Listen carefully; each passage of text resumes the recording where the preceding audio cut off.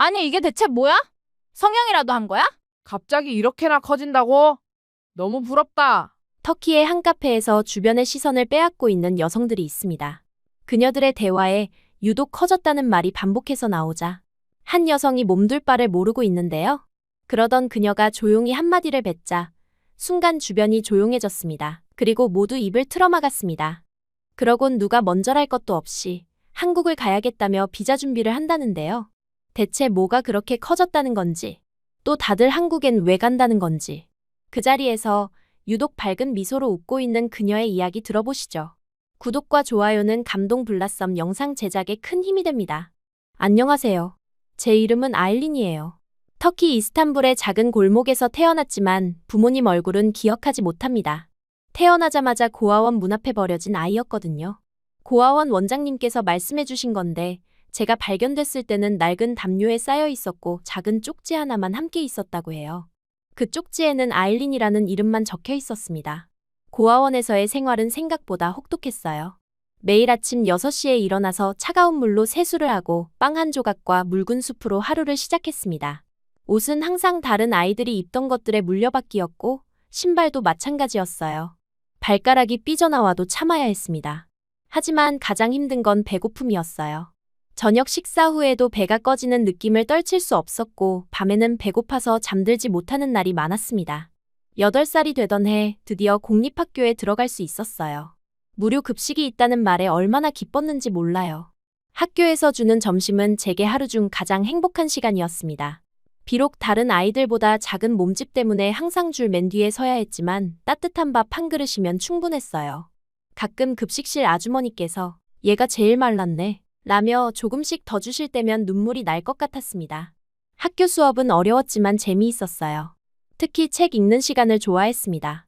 책 속 주인공들은 모두 따뜻한 가족이 있고 맛있는 음식을 먹고 예쁜 옷을 입고 있었거든요.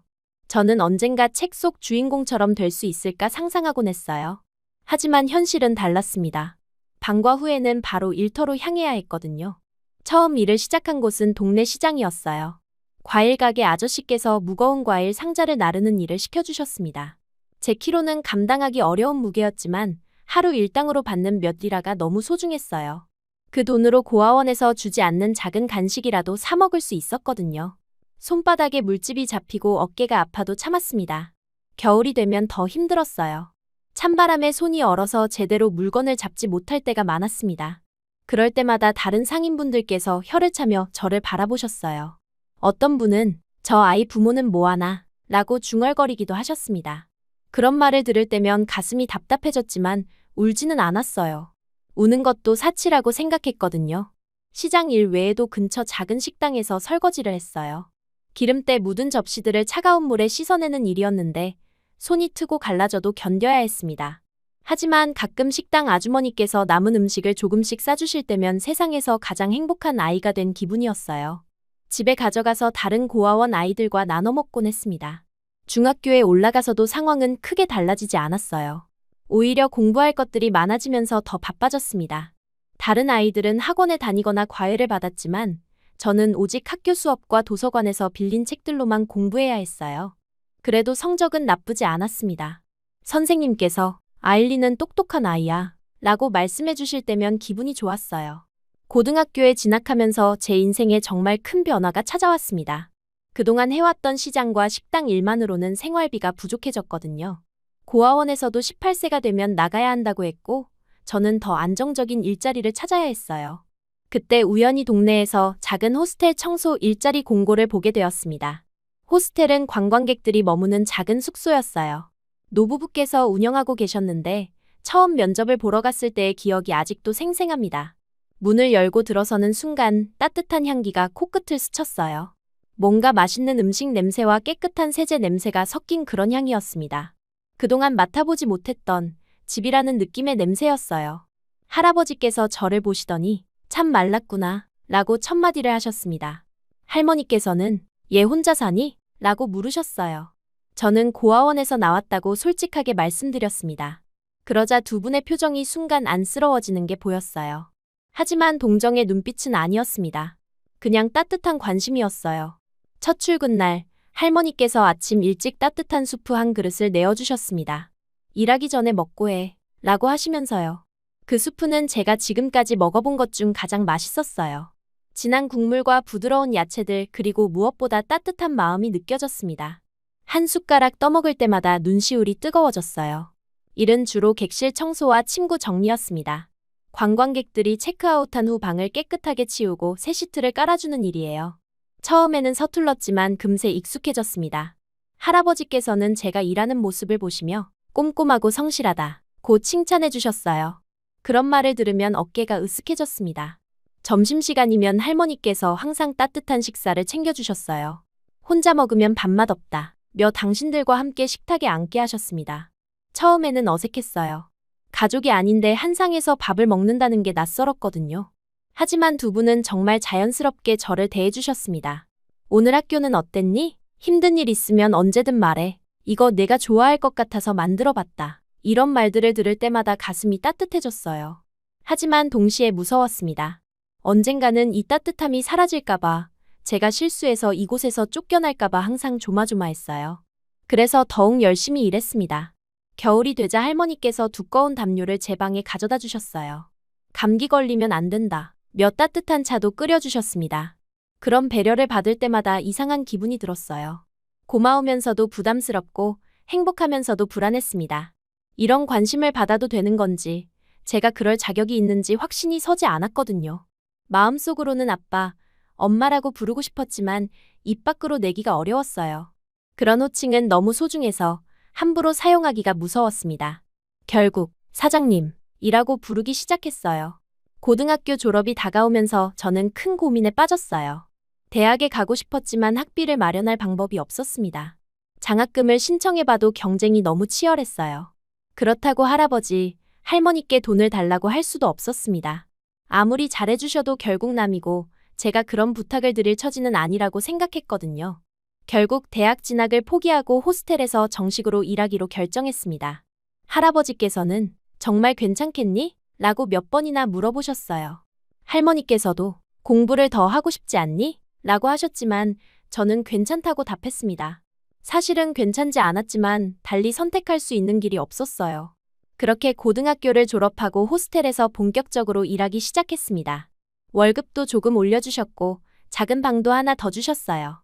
이전보다 훨씬 나은 생활이었지만 마음 한구석은 항상 허전했습니다. 다른 친구들은 대학에 가서 새로운 꿈을 키워가는데 저만 제자리에 머물러 있는 것 같았거든요. 그런 제게 운명을 바꿀 사건이 찾아온 건 어느 봄날이었어요. 평소처럼 객실 청소를 하고 있었는데 202로 방에 들어갔을 때였습니다. 침대는 깔끔하게 정리되어 있었고 수건도 반듯하게 개어져 있었어요. 정말 깔끔한 투숙객이라는 생각이 들었습니다. 청소를 마치고 마지막 점검을 하던 중 책상 위에 작은 과자 포장지가 눈에 들어왔어요. 그 과자는 제가 한 번도 본 적 없는 종류였습니다. 포장지에는 한글로 된 글씨가 적혀 있었어요. 냄새가 너무 달콤했습니다. 투숙객이 깜빡하고 두고 간 거라고 생각했어요. 체크아웃은 이미 끝났고 방도 비어 있었거든요. 사실 평소 같았으면 그냥 버렸을 텐데 그날따라 왠지 배가 너무 고팠습니다. 아침을 거르고 일을 시작했거든요. 할머니께서 챙겨주신 아침을 먹지 못한 건 아니에요. 그냥 항상 남에게 신세를 지는 게 미안해서 가끔은 혼자 낀 일을 해결하려고 했습니다. 잠깐 망설이다가 과자를 하나 집어 입에 넣었어요. 순간 입안에 버터 향이 퍼지면서 달콤한 맛이 느껴졌습니다. 정말 맛있었어요.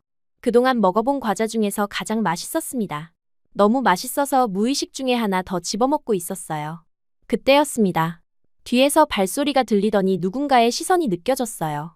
천천히 뒤를 돌아보니 샤워를 막 끝낸 듯한 동양인 남성이 수건으로 머리를 말리며 저를 바라보고 있었습니다. 순간 제 머릿속이 하얘졌어요. 아, 이 사람이 아직 체크아웃을 안 한 거구나. 그럼 이 과자는 이 사람 것이구나. 순간 과거의 끔찍한 기억이 떠올랐습니다. 6개월 전쯤 중국인 투숙객이 자신의 돈이 없어졌다며 저를 도둑으로 몰았던 일이요. 그때는 정말 억울했어요. 저는 남의 물건에 손을 댄 적이 없었거든요. 하지만 증거도 없었고 그 투숙객은 계속 소리를 질렀습니다. 결국 할아버지, 할머니께서 나서서 사과하시고 전액 환불까지 해드렸어요. 그때 할아버지께서 제게 우리는 내가 그런 아이가 아니라는 걸 안다 고 말씀해 주셨지만 그 일 이후로 저는 더욱 조심스러워졌습니다. 혹시라도 오해받을 만한 행동은 절대 하지 않으려고 했어요. 그런데 지금 진짜로 남의 물건을 먹어버린 겁니다. 손이 떨리기 시작했어요. 입안에 과자 맛이 쓰게 느껴졌습니다. 그 남성은 아무 말 없이 저를 바라보고 있었어요. 표정도 잘 읽히지 않았습니다. 화가 난 건지 당황한 건지 알 수 없었어요. 죄송합니다. 제 목소리는 떨리고 있었어요. 한국어는 할 줄 몰라서 터키어로 사과했습니다. 그런데 그 남성의 반응은 예상과 달랐어요. 화를 내거나 소리를 지르는 대신 조용히 가방에서 똑같은 과자를 하나 더 꺼내서 제게 건네주는 게 아니에요. 바다코코넛이에요. 어눌하지만 또렷한 터키어였습니다. 그리고는 조용히 방을 나가셨어요. 저는 그 자리에 서서 멍하니 그 과자를 바라보고 있었습니다. 도대체 무슨 일이 일어난 건지 이해할 수 없었어요. 정신을 차리고 급히 그분을 쫓아나갔습니다. 복도에서 그분을 찾아 깊이 고개를 숙이며 말했어요. 정말 죄송해요. 변상해드릴게요. 얼마든지. 그런데 돌아온 대답이 더욱 충격적이었습니다. 맛있게 드시는 모습 보기 좋았어요. 그 순간 눈물이 쏟아졌어요. 참고 있던 모든 감정이 한꺼번에 터져나왔습니다. 그동안 쌓인 고마움, 미안함, 외로움, 두려움이 모두 눈물이 되어 흘러내렸어요. 저는 그 자리에서 엉엉 울기 시작했습니다. 소리를 듣고 할아버지, 할머니께서 달려오셨어요. 제가 우는 모습을 보시고 깜짝 놀라셨습니다. 무슨 일이냐고 물어보셨지만 저는 제대로 말도 할 수 없었어요. 그때 그 한국인 남성분께서 말씀하셨습니다. 제가 부딪혀서 놀라신 것 같아요. 죄송합니다. 완전히 거짓말이었어요.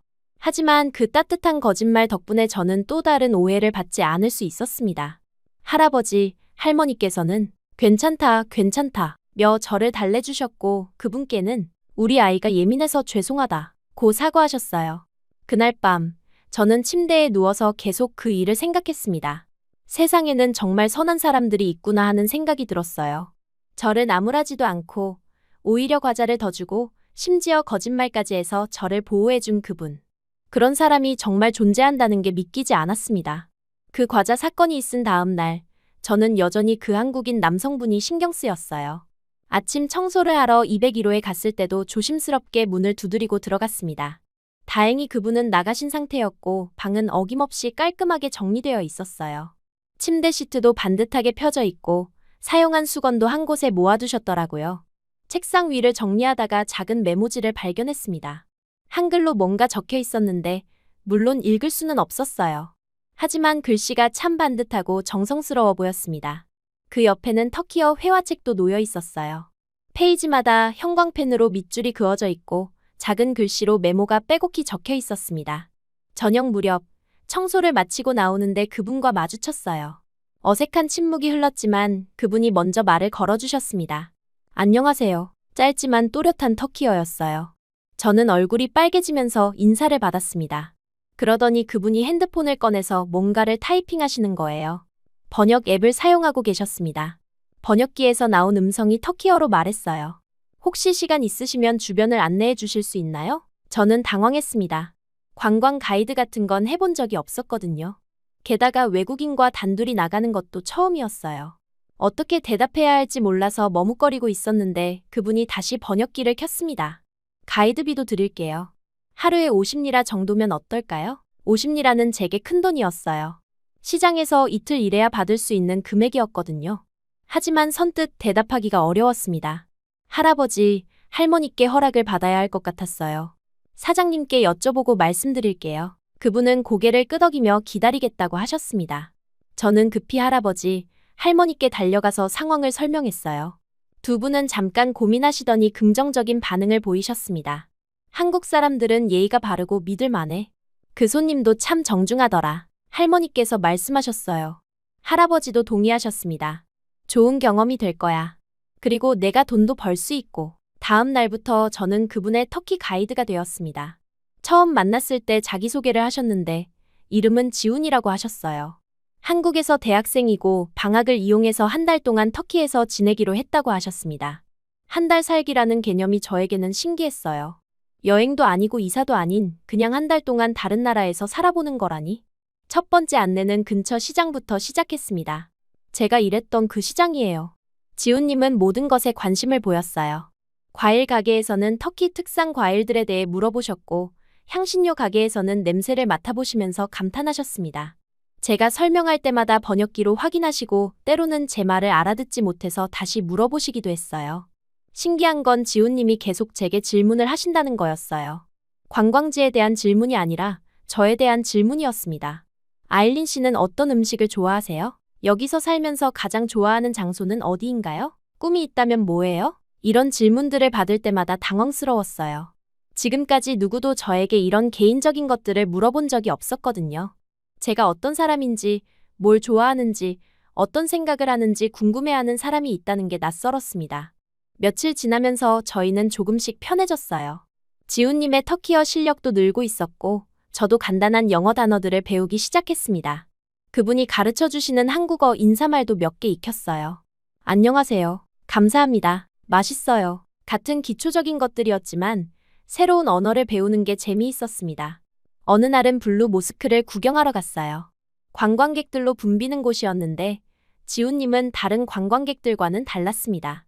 사진만 찍고 지나가는 게 아니라 건축 양식이나 역사에 대해서도 진지하게 물어보셨어요. 제가 아는 범위에서 설명해드렸지만 모르는 것들도 많았습니다.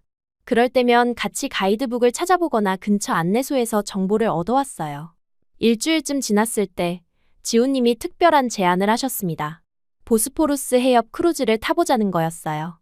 저는 이스탄불에서 태어나고 자랐지만 정작 관광용 크루즈는 타본 적이 없었습니다.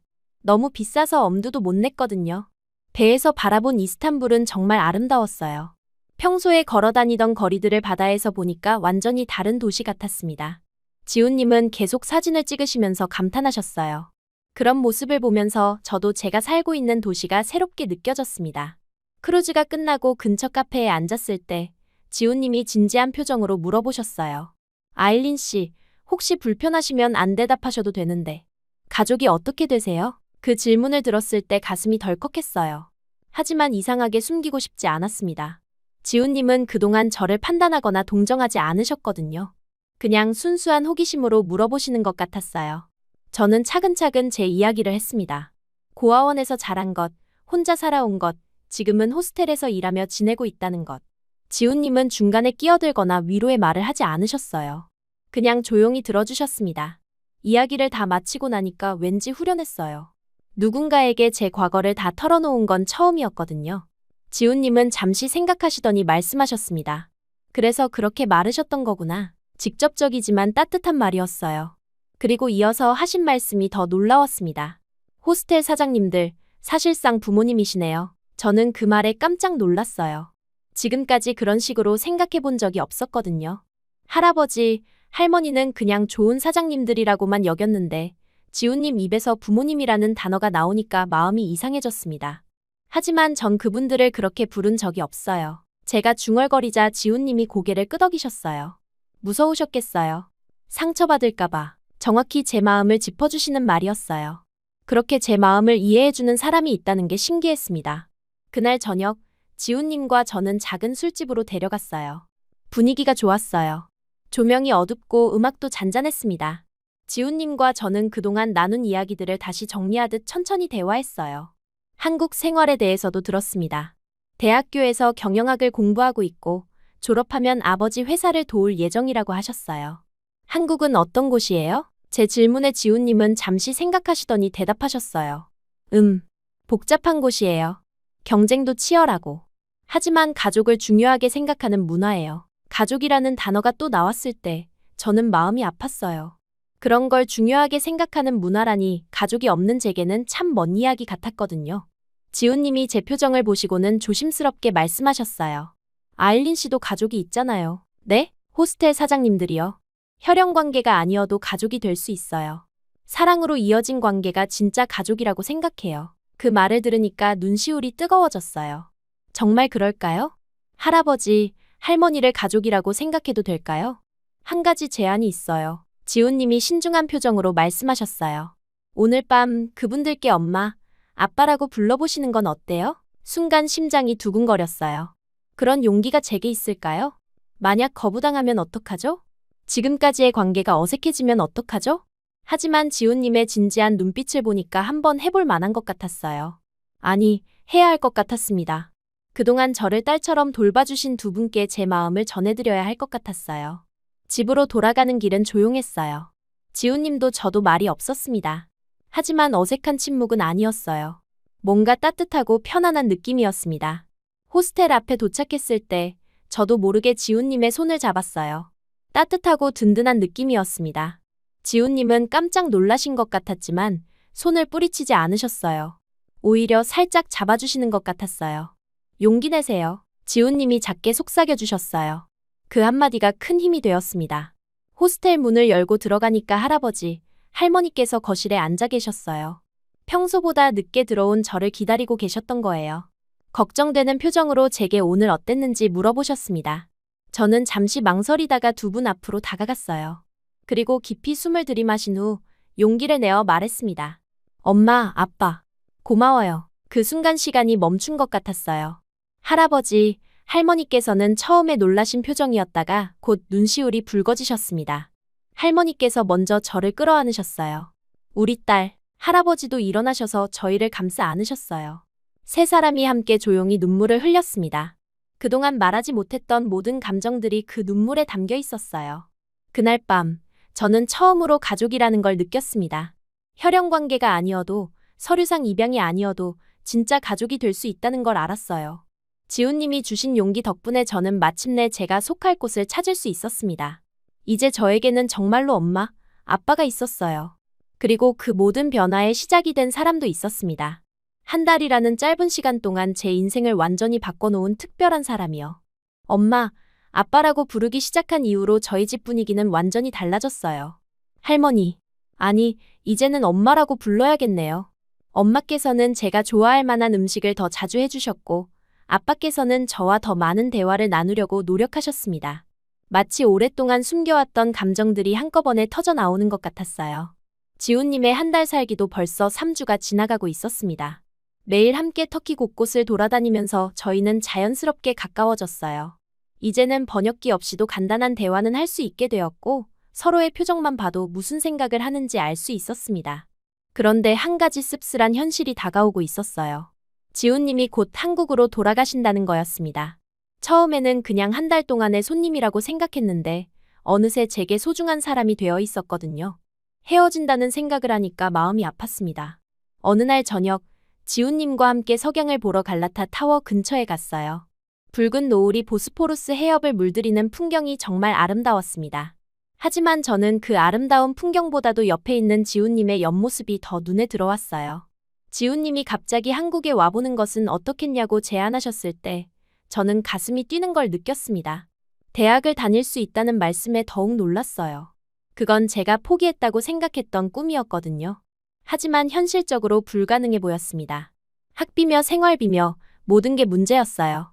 지훈님께서 부모님께 말씀드려서 도움을 받을 수 있다고 하셨지만 그렇게 신세를 질 수는 없다고 생각했습니다. 그날 밤, 저는 잠을 이루지 못했어요. 대학에 간다는 것, 한국에서 새로운 삶을 시작한다는 것, 그 모든 게 꿈 같은 이야기 같았습니다. 하지만 한편으로는 정말 간절했어요. 다음 날 아침, 지훈님이 엄마, 아빠와 함께 진지한 대화를 나누고 계셨습니다.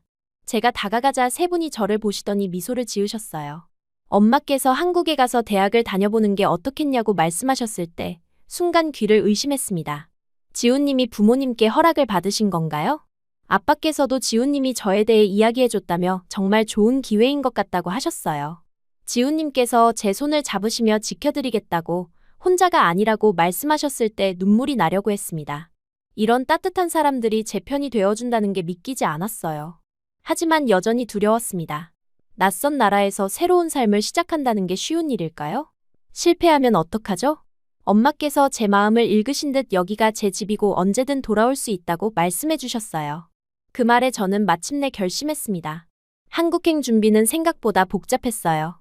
비자 신청부터 시작해서 대학 입학 서류, 여러 가지 증명서들을 준비해야 했습니다. 지훈님이 모든 과정을 도와주셨지만 서류 하나하나가 저에게는 큰 도전이었어요. 여권을 처음 만들어보는 것부터가 신기한 경험이었습니다. 한국어 공부도 본격적으로 시작했어요. 지훈님이 기초 회화책을 사주셨고 매일 1시간씩 함께 공부했습니다. 한글이 처음에는 정말 어려웠는데 점점 익숙해지면서 재미있어졌어요. 기본적인 인사말부터 시작해서 간단한 문장들까지 조금씩 늘어갔습니다. 비자가 나오기까지 기다리는 동안이 가장 불안했어요. 혹시 거절당하면 어떡하지 싶어서 밤마다 걱정했습니다. 다행히 모든 서류가 통과되었고 드디어 한국행 비행기표를 예약할 수 있었어요. 떠나는 날이 다가오면서 마음이 복잡했습니다. 설레기도 하고 두렵기도 했어요. 무엇보다 이제 막 가족이 된 엄마, 아빠와 헤어져야 한다는 게 너무 아팠습니다. 공항에서 작별 인사를 할 때 정말 많이 울었어요. 엄마께서 제 손에 작은 포장지를 쥐어주셨어요. 힘들 때 보라고 하시면서요. 나중에 확인해보니 저희 가족 사진과 터키의 작은 기념품들이 들어있었습니다. 그 작은 선물이 제게는 큰 위로가 되었어요. 한국에 도착한 첫날은 정말 충격적이었습니다. 인천공항의 규모부터가 제가 본 어떤 건물보다도 컸어요.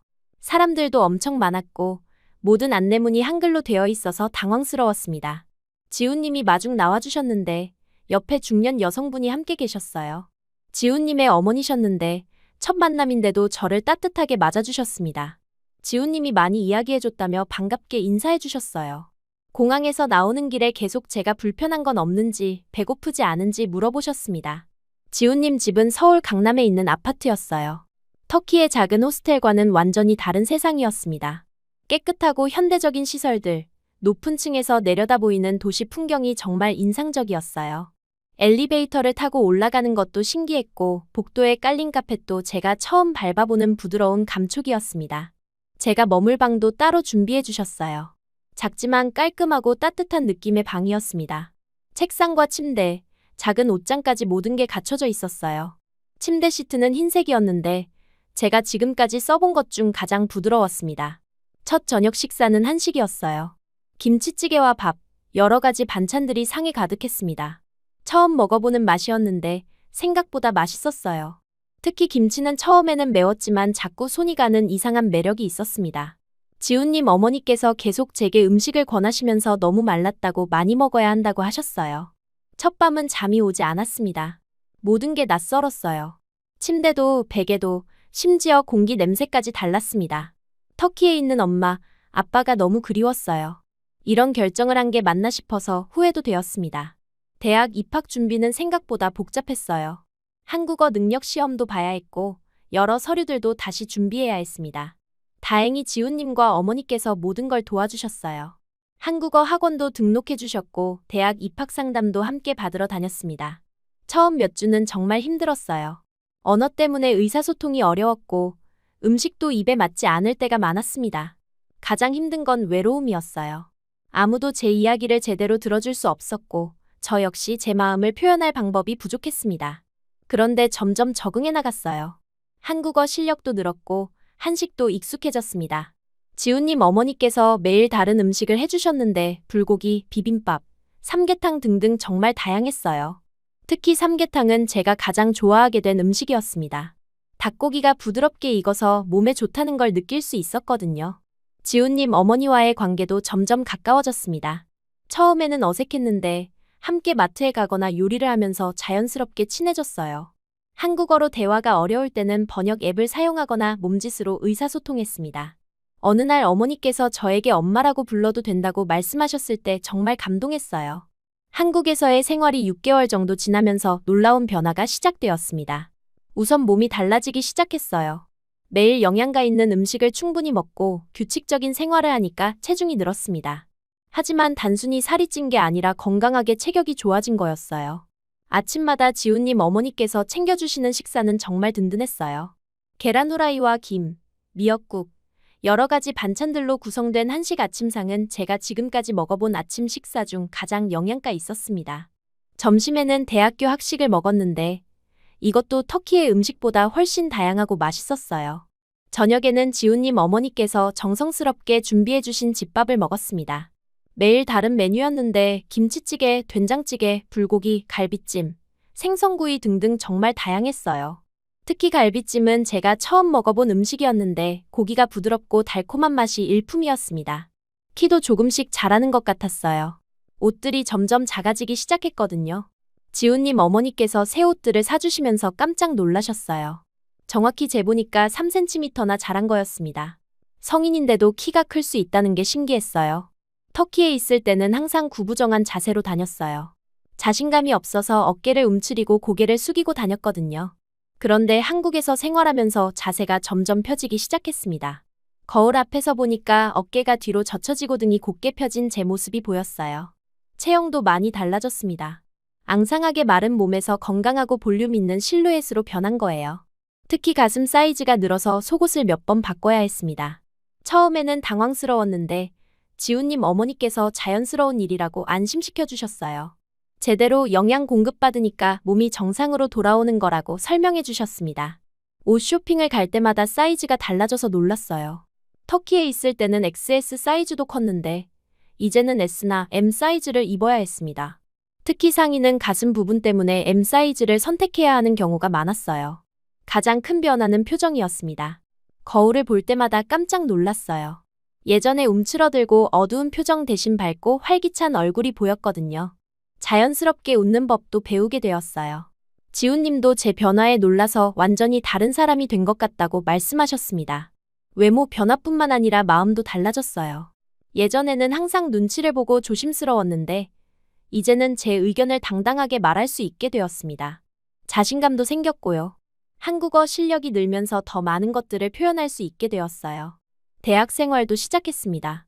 한국어로 수업을 듣는 게 처음에는 정말 어려웠지만 점점 이해할 수 있게 되었어요. 같은 반 친구들도 저를 따뜻하게 받아줬습니다. 외국인 학생에게 친절하게 대해주는 한국 문화가 정말 고마웠어요. 특히 한국 문화에 대해 배우는 게 재미있었습니다. 터키와는 완전히 다른 문화였지만 가족을 중시하는 부분은 비슷했어요. 효도 문화나 어른을 공경하는 마음 같은 것들이 터키와 통하는 면이 있었습니다. 지훈님과의 관계도 자연스럽게 발전했어요. 처음에는 도움을 받는 입장이었는데 이제는 서로를 이해하고 지지하는 관계가 되었습니다. 함께 공부하고 영화를 보고 산책을 하면서 점점 가까워졌어요. 한국의 계절 변화도 신기했어요. 터키와는 다른 사계절의 느낌이었습니다. 특히 가을의 단풍이 정말 아름다웠어요. 지훈님과 함께 남산타워에 올라가서 본 서울의 가을 풍경은 평생 잊지 못할 것 같습니다. 한국에 온 지 1년이 다 되어가면서 저는 완전히 다른 사람이 되어 있었어요. 몸도 마음도 건강해졌고 꿈도 생겼습니다. 대학을 졸업한 후에는 한국과 터키를 잇는 일을 하고 싶다는 목표도 세웠어요. 지훈님 어머니께서는 저를 정말 친딸처럼 대해주셨습니다. 아들보다 제가 더 예쁘다는 말씀을 해주실 때마다 행복했어요. 터키에 있는 엄마, 아빠뿐만 아니라 한국에도 저를 사랑해주는 가족이 생긴 거였습니다. 혼자였던 아이가 이제는 두 나라에서 사랑받는 가족의 일원이 되었어요. 그 모든 변화의 시작이 터키 호스텔에서 만난 작은 과자 하나였다는 게 신기했습니다. 인생은 정말 예측할 수 없는 것 같아요. 한국에서의 첫 해가 지나가고 드디어 여름방학이 찾아왔어요. 1년이라는 시간 동안 제게 일어난 변화는 정말 믿기 어려울 정도였습니다. 거울을 볼 때마다 낯선 사람을 보는 것 같았거든요. 예전에 앙상하고 움츠러든 모습은 온데간데 없이 사라져 있었어요. 지훈님과 저는 터키 방문을 계획하기 시작했습니다. 1년 만에 엄마, 아빠를 뵙는다는 생각에 설레기도 하고 걱정도 되었어요. 과연 저를 알아보실까 하는 마음이 컸거든요. 지훈님은 제 걱정을 알아채시고는 분명 기뻐하실 거라며 안심시켜 주셨습니다. 출발 며칠 전부터 저는 선물을 준비했어요. 한국에서 인기 있는 홍삼 제품과 김, 고추장 같은 한국 음식들을 챙겼습니다. 특히 엄마께서 좋아하실 만한 한국 화장품도 골라서 포장했어요. 지훈님도 아빠께 드릴 한국 전통주를 준비하셨습니다. 인천공항에서 이스탄불행 비행기에 오르는 순간 마음이 두근거렸어요. 1년 전 떠날 때와는 완전히 다른 기분이었습니다. 그때는 불안하고 떨렸는데 이번에는 기대감과 자신감이 가득했어요. 옆자리에 앉은 지훈님이 제 손을 잡아주시면서 긴장을 풀어주셨습니다. 비행기 안에서 저는 계속 창밖을 바라봤어요. 구름 위로 펼쳐진 풍경을 보면서 지난 1년을 되돌아봤습니다. 한국어를 배우느라 고생했던 날들, 새로운 음식에 적응하느라 애썼던 시간들, 그리고 무엇보다 제 몸과 마음이 변해가는 과정들이 주마등처럼 스쳐 지나갔어요. 한국에서 입은 옷들도 달랐습니다. 예전에는 헐렁하고 어두운 색깔의 옷만 입었는데 이제는 몸에 맞는 밝은 색상의 옷들을 입고 있었어요. 특히 상의는 가슴 라인이 예뻐 보이는 디자인으로 골라 입었는데 지훈님 어머니께서 제게 정말 잘 어울린다며 사주신 거였습니다. 이스탄불 공항에 도착했을 때의 그 익숙한 냄새와 소음이 반가웠어요. 하지만 동시에 낯설기도 했습니다. 1년 만에 돌아온 고향이 예전과 같으면서도 다르게 느껴졌거든요. 아마 제가 달라졌기 때문일 거예요. 택시를 타고 호스텔로 향하는 길에 저는 창밖 풍경을 유심히 봤습니다. 제가 어릴 때 뛰어놀던 골목들, 일했던 시장들, 모든 게 그대로 있었어요. 하지만 왠지 더 작아 보였습니다. 한국의 넓은 도로와 높은 건물들에 익숙해진 탓인지도 몰라요. 호스텔 앞에 도착해서 지훈님과 함께 짐을 정리하고 문 앞에 섰어요. 손을 들어 문을 두드리기 전에 잠시 망설였습니다. 정말 저를 알아보실까요? 1년 전과 너무 달라진 제 모습에 놀라시지는 않을까요? 용기를 내어 문을 두드렸어요. 익숙한 발소리가 들리더니 문이 열렸습니다. 엄마께서 문을 여셨는데 처음에는 당황스러워하시는 표정이었어요. 낯선 사람이 찾아온 줄 아신 거였습니다. 잠시 침묵이 흘렀어요. 엄마께서 저를 위아래로 훑어보시더니 눈을 크게 뜨셨습니다. 그 순간 제가 말했어요. 1년 만에 돌아왔다고, 보고 싶었다고요. 엄마의 눈에 눈물이 고이기 시작했습니다. 그러시더니 갑자기 저를 끌어안으시면서 우리 딸이라고 외치셨어요. 그 목소리를 듣고 아빠께서도 달려나오셨습니다. 아빠도 처음에는 누구인지 몰라 하시다가 제 얼굴을 자세히 보시고는 깜짝 놀라셨어요. 세 사람이 현관에서 부둥켜 안고 울었습니다. 1년 동안 쌓였던 그리움이 한꺼번에 터져나왔어요. 엄마께서는 제가 이렇게 예뻐졌다며 계속 놀라워하셨고 아빠께서는 건강해 보인다며 기뻐하셨습니다. 지훈님도 정중하게 인사드렸어요. 두 분은 지훈님을 정말 반갑게 맞아주셨습니다. 1년 전 그 한국인 청년이 이렇게 저를 잘 돌봐주고 있다는 걸 보시고 감사해 하셨어요. 저녁 식사 시간에는 정말 많은 이야기를 나눴습니다. 한국에서의 생활, 대학교 이야기, 지훈님 가족들에 대한 얘기까지 할 말이 너무 많았어요. 엄마께서는 제가 한국어로 유창하게 대화하는 모습을 보시고 신기해하셨습니다. 특히 제 외모 변화에 대해서는 정말 많이 놀라셨어요. 키가 커진 것부터 시작해서 체형이 달라진 것, 얼굴이 밝아진 것까지 모든 게 달라졌다고 하셨습니다. 한국 음식이 몸에 잘 맞는 것 같다며 웃으셨어요. 다음 날 오후, 저는 혼자 동네를 산책했어요. 오랜만에 보는 이스탄불의 거리가 정말 반가웠습니다. 어릴 때 자주 가던 빵집도 그대로 있었고, 제가 일했던 시장도 예전과 똑같았어요. 시장을 지나다가 익숙한 목소리들이 들렸습니다. 제가 어릴 때 함께 놀았던 친구들이었어요. 아직도 이 동네에 살고 있는 친구들이었는데 저를 보고는 처음에 누구인지 몰라 했습니다. 제가 아일린이라고 말하자 모두들 깜짝 놀랐어요. 완전히 다른 사람이 된 것 같다며 신기해했습니다. 친구들과 함께 근처 카페에 앉아서 그동안의 안부를 물었어요. 한국에서의 생활에 대해 이야기하니까 모두들 관심을 보였습니다. 특히 제 외모 변화에 대해서는 정말 많이 궁금해했어요. 살라는 친구가 농담조로 한국에서 성형수술을 했냐고 물었을 때 저는 웃으면서 대답했습니다. 아니라고, 한국 시어머니께서 한식을 너무 잘 챙겨주셔서 이렇게 됐다고요. 그 말을 듣고 친구들이 모두 웃었어요. 그러더니 파트마가 진지하게 한국 남자와 결혼하면 자기도 이렇게 예뻐질 수 있냐고 물었습니다. 다른 친구들도 너도 나도 한국 남자와 결혼하고 싶다며 흥미로워했어요. 특히 제 가슴 변화에 대해서는 정말 놀라워했습니다. 예전에는 정말 평평했는데 이제는 볼륨이 생겼다며 신기해했어요. 저는 한국에서 영양가 있는 음식을 제대로 먹고 충분히 잠을 자니까 몸이 자연스럽게 발달한 것 같다고 설명했습니다. 친구들은 제 이야기를 들으면서 정말 부러워했어요. 자신들은 아직도 어려운 생활을 하고 있는데 저만 이렇게 좋은 기회를 얻었다며 축하해줬습니다.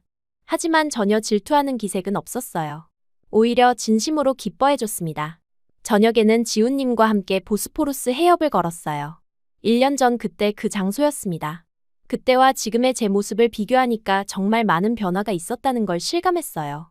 지훈님께서 이제 정말 아름다운 여성이 되었다고 말씀해 주셨을 때 저는 부끄러우면서도 기뻤습니다. 예전에는 자신감이 없어서 고개도 제대로 들지 못했는데 이제는 당당하게 걸을 수 있게 되었거든요. 그날 밤 호스텔 작은 마당에서 중요한 일이 벌어졌습니다. 지훈님께서 엄마, 아빠께 중요한 말씀이 있다고 하시더니 갑자기 무릎을 꿇으셨어요. 그리고는 딸처럼 키워주신 분들 앞에서 약속을 드리고 싶다고 말씀하셨습니다. 주머니에서 작은 반지 상자를 꺼내시는 걸 보고 저는 가슴이 두근거렸어요. 설마 이런 순간이 올 줄은 몰랐거든요. 지훈님께서 저와 결혼하고 싶다고, 평생 소중히 모시겠다고 말씀하시는 걸 들으니까 눈물이 났습니다. 엄마, 아빠께서는 처음에 놀라셨다가 곧 미소를 지으시며 고개를 끄덕이셨어요. 지훈님이 지난 1년 동안 저를 얼마나 잘 돌봐줬는지 아시니까 믿고 맡길 수 있다고 하셨습니다. 반지를 끼워주시는 지훈님의 손이 떨리는 게 느껴졌어요. 저도 너무 감격해서 제대로 말을 할 수 없었습니다. 그냥 눈물을 흘리며 고개를 끄덕일 뿐이었어요. 엄마께서 저를 끌어안으시며 행복하라고 축복해 주셨어요. 아빠께서도 지훈님의 어깨를 두드리시며 제 딸을 부탁한다고 말씀하셨습니다. 그 순간 저희는 정말로 한 가족이 되었다는 걸 느꼈어요. 그날 밤은 정말 특별했습니다. 엄마께서 터키 전통 과자를 만들어 주셨고 아빠께서는 특별한 터키 차를 우려주셨어요. 네 사람이 둘러앉아 미래에 대한 이야기를 나눴습니다. 결혼식은 한국에서 올리기로 했어요. 지훈님 부모님께서도 참석하시고 싶어 하셨고 제가 한국에서 공부를 계속해야 하니까 그게 좋을 것 같았습니다. 엄마, 아빠께서도 한국에 가보고 싶다고 하셔서 함께 가기로 했어요. 터키에서의 마지막 밤, 저는 잠들기 전에 제 어릴 적 방을 둘러봤습니다. 예전에 제가 작고 외로운 아이였을 때 살던 그 공간이었어요. 이제는 그 방이 너무 작아 보였습니다. 제가 정말 많이 자란 것 같았어요. 창밖으로 보이는 이스탄불의 야경도 예전과 달라 보였어요. 여전히 아름다웠지만 이제는 제게 또 다른 고향이 생겼다는 걸 알고 있었거든요. 한국도 제게는 소중한 곳이 되어 있었습니다. 다음 날 공항에서 작별할 때 또 많이 울었어요. 하지만 이번에는 이별의 눈물이 아니라 기쁨의 눈물이었습니다. 곧 결혼식 때 다시 만날 수 있다는 약속이 있었으니까요. 엄마께서 제 손에 작은 선물을 쥐어주셨어요. 터키의 전통 팔찌였는데 행운을 가져다 준다는 의미가 있다고 하셨습니다. 결혼식 때 꼭 차야 한다고 하시면서요. 비행기에서 지훈님과 함께 창밖을 바라보며 생각했어요. 1년 전 이 길을 떠날 때는 불안하고 무서웠는데 이제는 희망과 기대로 가득했습니다. 인생이 이렇게 달라질 수 있다는 게 신기했어요. 한국으로 돌아가는 길에 저는 제 변화에 대해 깊이 생각해봤습니다. 단순히 외모만 바뀐 게 아니라 마음도, 생각도, 꿈도 모든 게 달라졌어요. 이제 저는 정말 자신 있게 말할 수 있었습니다. 저는 행복한 사람이라고요. 터키에서의 일주일은 정말 소중한 시간이었어요. 제가 얼마나 변했는지 확인할 수 있었고, 무엇보다 사랑하는 사람들의 축복을 받을 수 있었습니다. 이제 새로운 인생을 시작할 준비가 완전히 되었다는 기분이었어요. 터키에서 돌아온 후 결혼 준비는 정말 바쁘게 진행되었어요. 지훈님 어머니께서 모든 것을 세심하게 챙겨주셨는데 마치 친딸의 결혼을 준비하시는 것 같았습니다. 웨딩드레스 고르는 일부터 예식장 예약, 혼수 준비까지 하나하나 함께 해주셨어요. 특히 혼수 준비할 때는 정말 감동적이었습니다. 한국 전통에 따라 이불부터 그릇, 가전제품까지 모든 걸 정성스럽게 마련해 주셨어요. 제가 터키 출신이라고 해서 소홀히 하시는 게 아니라 오히려 더 정성을 들여주시는 것 같았습니다. 드레스를 고를 때는 정말 놀라운 일이 벌어졌어요. 제 몸에 맞는 사이즈를 찾기가 어려웠거든요.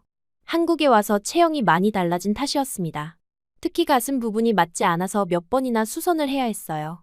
드레스샵 사장님께서 제 체형을 보시고는 정말 부러워하셨습니다. 어떻게 이런 몸매를 만들었냐고 물어보시더라고요. 저는 웃으면서 한국 음식의 힘이라고 대답했어요. 실제로 한국에서 영양가 있는 음식을 꾸준히 먹으면서 몸이 건강하게 발달한 것 같았거든요. 결혼식 날이 다가오면서 터키에서 엄마, 아빠가 오셨어요. 처음 한국에 오신 두 분은 모든 게 신기해하셨습니다. 특히 지훈님 부모님과 만나실 때는 정말 감동적이었어요. 언어는 달랐지만 서로를 향한 마음은 통했습니다. 결혼식은 소박하지만 따뜻했어요. 많은 사람들이 오지는 않았지만 정말 소중한 분들만 모였습니다. 터키에서 오신 엄마, 아빠와 지훈님의 가족 그리고 한국에서 알게 된 친구들이 축하해줬어요. 웨딩드레스를 입고 거울을 봤을 때 정말 놀랐습니다. 예전에 앙상하고 움츠러든 제 모습과는 너무 달랐거든요. 드레스가 제 몸에 완벽하게 맞았고 특히 가슴 라인이 정말 예뻐 보였어요. 결혼식에서 가장 기억에 남는 건 두 나라 엄마들이 저를 끌어안으시며 축복해주신 순간이었습니다. 터키 엄마께서는 제가 정말 행복해 보인다고 하셨고 한국 엄마께서는 이제 진짜 딸이 생겼다며 기뻐하셨어요. 신혼집은 지훈님이 미리 준비해주신 아파트였어요. 크지는 않았지만 따뜻하고 아늑한 곳이었습니다. 새로운 가구들과 생활용품들을 하나씩 채워가는 재미가 정말 컸어요. 신혼생활은 평범했지만 매일이 행복했습니다. 아침에 일어나서 지훈님과 함께 아침 식사를 하고 각자 학교와 회사에 가고 저녁에 만나서 함께 저녁을 먹는 일상이 너무 소중했어요. 특히 요리하는 재미를 새롭게 발견했습니다. 지훈님 어머니께서 한국 요리를 가르쳐 주셨는데 처음에는 서툴렀지만 점점 늘어갔어요. 김치찌개, 된장찌개, 불고기 같은 기본적인 요리들을 할 수 있게 되었습니다. 지훈님께서 제가 만든 음식을 맛있게 드시는 모습을 볼 때마다 뿌듯했어요. 가끔은 실패작이 나와도 맛있다며 다 드셔주셨습니다. 그런 모습을 보면서 정말 사랑받고 있다는 걸 느꼈어요. 결혼한 지 3개월 정도 지났을 때 몸에 이상한 변화가 생기기 시작했습니다. 아침마다 어지럼증이 있었고 냄새에 민감해졌어요. 처음에는 스트레스 때문인 줄 알았는데 계속 그런 증상이 이어지니까 걱정이 되었습니다. 특히 아침에 일어나기가 힘들어졌어요. 평소보다 훨씬 피곤했고 식욕도 없었습니다. 지훈님께서 걱정하시며 병원에 가보자고 하셨어요. 병원에서 검사를 받았을 때 의사 선생님께서 임신 가능성이 있다고 하셨습니다. 그 말을 들었을 때 머리가 하얘졌어요. 아직 결혼한 지 얼마 안 됐는데 벌써 아기가 생길 줄은 몰랐거든요. 검사 결과를 기다리는 동안 지훈님과 손을 잡고 있었어요. 둘 다 긴장하고 있었지만 동시에 기대도 하고 있었습니다. 만약 정말 임신이라면 얼마나 기쁠까요? 결과는 임신이었습니다. 임신 6주라고 하시더라고요. 그 순간 지훈님과 저는 말없이 서로를 바라보다가 동시에 웃음이 터져나왔어요. 정말 믿기지 않는 기쁜 소식이었습니다. 집에 돌아와서 양쪽 부모님께 소식을 전해드렸어요. 모두들 정말 기뻐하셨습니다. 특히 지훈님 어머니께서는 손자를 보게 될 거라며 눈물을 글썽이셨어요. 임신 초기에는 입덧이 심했어요. 특히 냄새에 민감해져서 평소 좋아하던 음식들도 먹기 어려웠습니다. 지훈님께서 정말 세심하게 챙겨주셨는데 제가 먹을 수 있는 음식들을 찾아서 만들어주시거나 사오셨어요. 임신하면서 몸에 또 다른 변화가 시작되었습니다. 우선 가슴이 더 커지기 시작했어요. 이미 한국에 와서 많이 커졌는데 임신하니까 더욱 급격하게 변했습니다. 속옷을 몇 번이나 새로 사야 했어요. 임신 4개월쯤 되었을 때는 정말 당황스러웠습니다. 임신 전에 입던 상의들이 전혀 맞지 않았거든요. 특히 가슴 부분이 너무 조여서 불편했어요. 임신복을 사러 갈 때마다 판매원분들이 제 사이즈를 보고 놀라셨습니다. 지훈님 어머니께서는 임신하면 당연히 이런 변화가 있는 거라며 안심시켜 주셨어요. 오히려 건강한 증거라고 하시면서 영양관리를 더욱 꼼꼼히 해주셨습니다. 임신 중기에 들어서면서 체중도 많이 늘었어요. 하지만 의사 선생님께서는 정상 범위라고 하셨습니다. 오히려 너무 마른 상태에서 임신했으니까 적절히 체중이 늘어야 한다고 하셨어요. 태교를 위해 음악도 들었고 책도 많이 읽었습니다. 지훈님과 함께 아기 이름도 미리 생각해봤어요. 한국 이름과 터키 이름 둘 다 고려해서 어떤 이름이 좋을지 고민했습니다. 임신 후기로 갈수록 몸이 더욱 무거워졌어요. 특히 가슴은 정말 놀랄 정도로 커져서 걸을 때마다 불편했습니다. 출산 후에는 분명 작아질 거라고 생각했어요. 출산 준비를 하면서 산부인과에서 다른 임산부들을 만났는데 모두들 제 체형을 보고 신기해했습니다. 특히 외국인인데도 이렇게 건강하게 임신하고 있다며 부러워하는 분들이 많았어요. 드디어 출산 날이 왔어요. 진통이 시작되었을 때는 정말 무서웠지만 지훈님이 옆에서 계속 격려해 주셔서 용기를 낼 수 있었습니다. 출산 과정은 힘들었지만 아기 울음소리를 들었을 때의 감동은 평생 잊을 수 없을 것 같아요. 건강한 아들을 낳았습니다. 지훈님과 닮은 예쁜 아기였어요. 처음 품에 안았을 때의 그 느낌은 말로 표현할 수 없었습니다. 제가 정말 엄마가 되었다는 실감이 들었어요. 출산 후 몸의 회복 과정에서 놀라운 일이 있었어요. 임신 전에 작아질 거라고 기대했던 가슴이 전혀 작아지지 않은 거예요. 오히려 수유 때문에 더 커진 것 같았습니다. 병원에서 다른 산모들과 이야기하면서 알게 된 건데 보통은 수유가 끝나면 가슴 크기가 원래대로 돌아간다고 하더라고요. 하지만 제 경우는 달랐습니다. 의사 선생님께서도 개인차가 있다며 별로 걱정할 일은 아니라고 하셨어요. 수유하는 동안에도 계속 그 상태를 유지했어요. 아기가 모유를 잘 먹어서 다행이었지만 옷을 입기가 정말 어려웠습니다. 수유복도 대부분 사이즈가 맞지 않아서 맞춤으로 만들어야 할 정도였어요.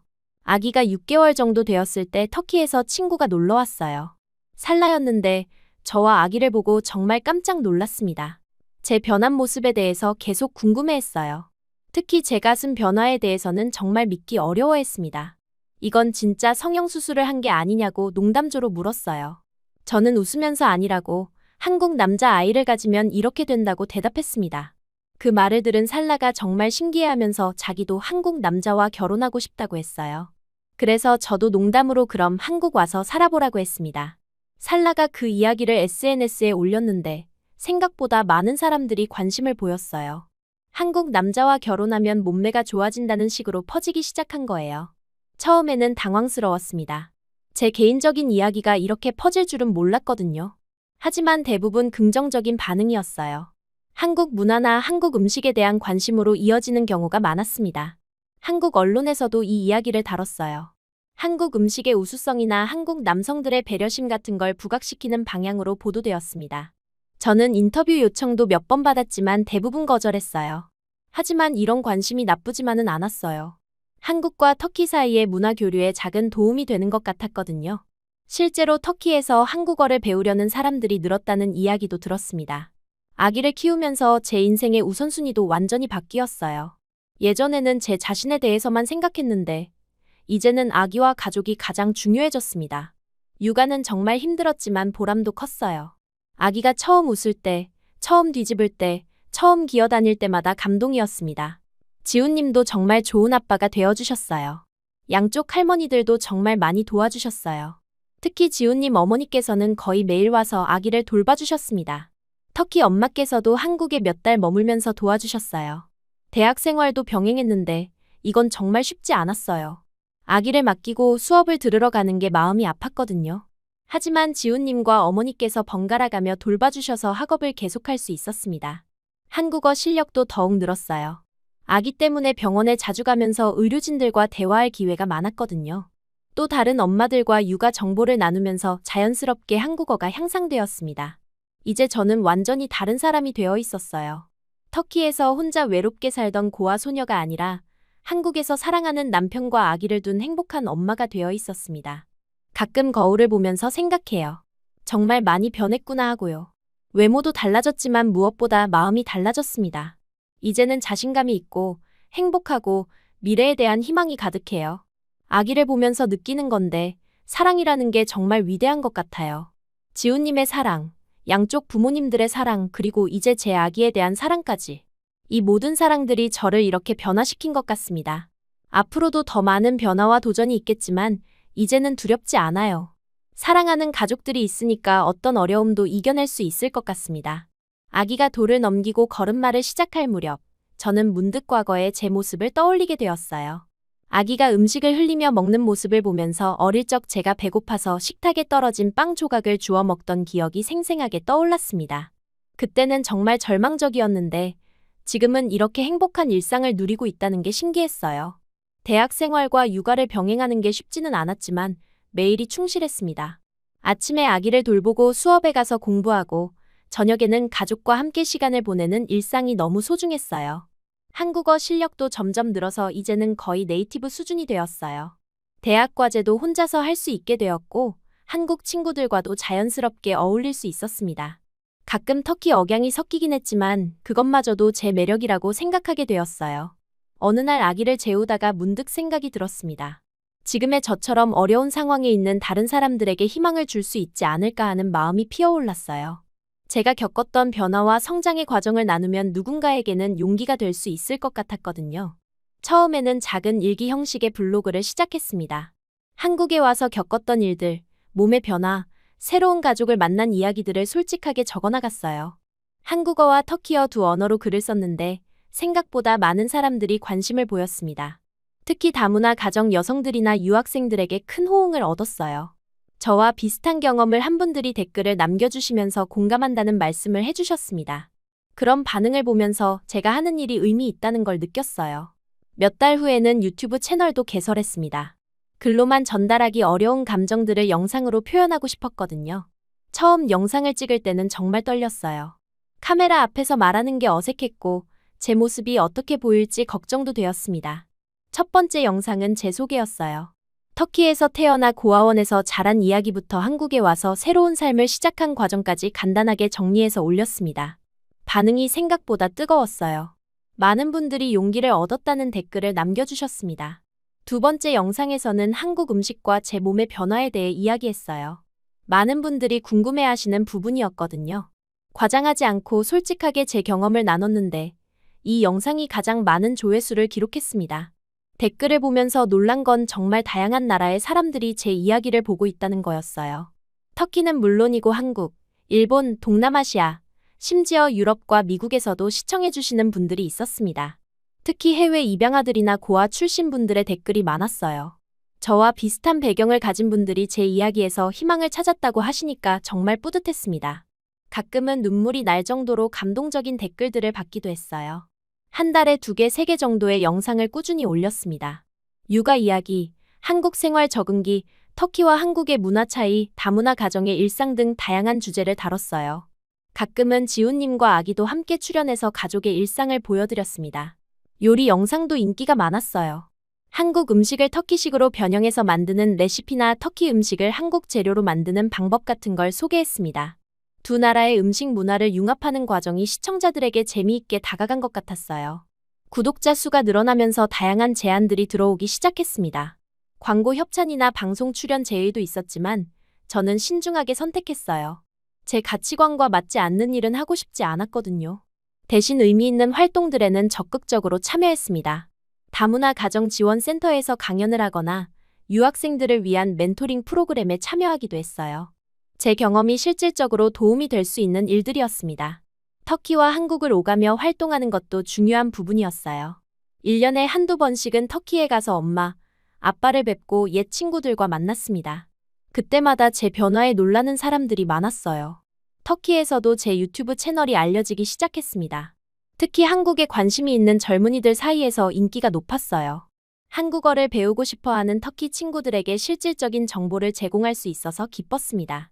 어느 날은 터키의 한 TV 프로그램에서 인터뷰 요청이 왔어요.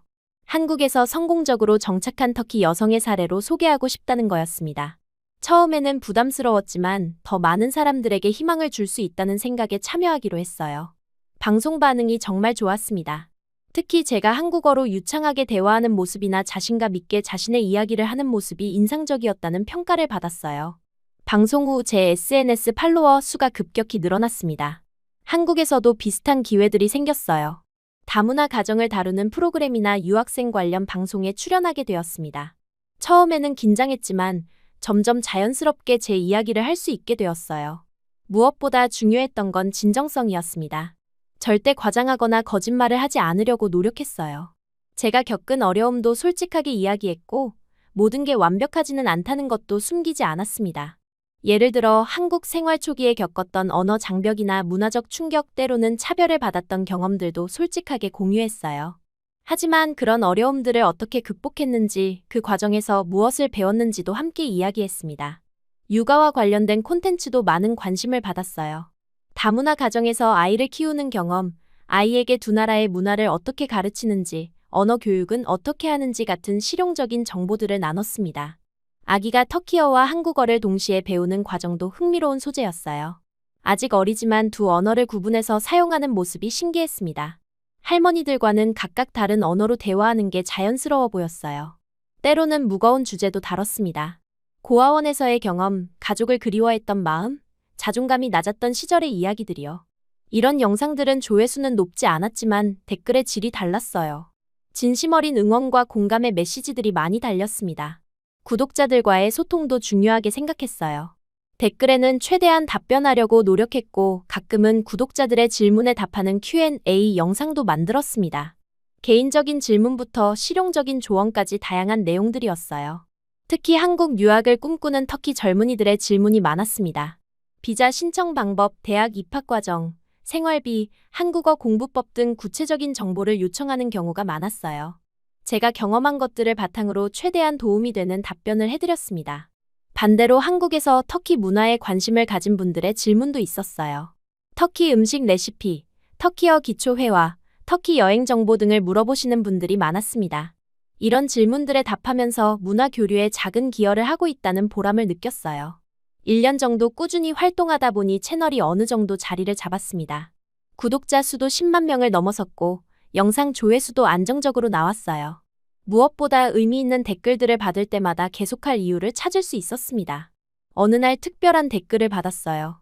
미국에 입양된 한국계 여성분이셨는데 제 영상을 보고 자신의 뿌리를 찾고 싶다는 용기를 얻었다고 하시는 거였습니다. 그분의 이야기를 듣고 정말 감동받았어요. 그런 반응들을 보면서 제가 하는 일의 가치를 다시 한번 확신하게 되었습니다. 단순히 제 이야기를 들려주는 것이 아니라 누군가에게는 인생을 바꿀 수 있는 용기와 희망을 주고 있다는 걸 깨달았거든요. 2년째 되던 해에는 책 출간 제의도 받았어요.